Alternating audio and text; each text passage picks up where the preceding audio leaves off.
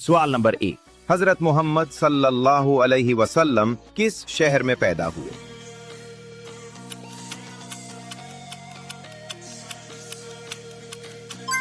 जवाब है मक्का मुकर्रमा में पैदा हुए।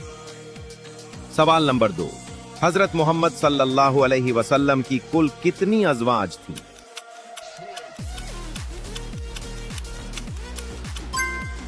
जवाब है 11 अज़वाज थी।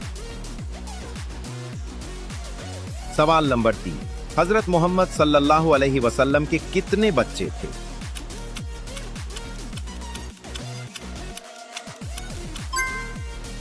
जवाब है 7 बच्चे थे। सवाल नंबर 4, हजरत मोहम्मद सल्लल्लाहु अलैहि वसल्लम की कितनी बेटियां थीं?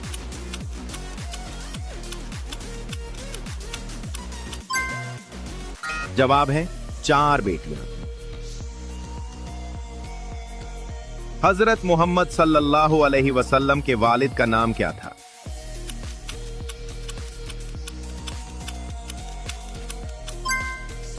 इस सवाल का जवाब अपनी जहानत से कमेंट बॉक्स में दें।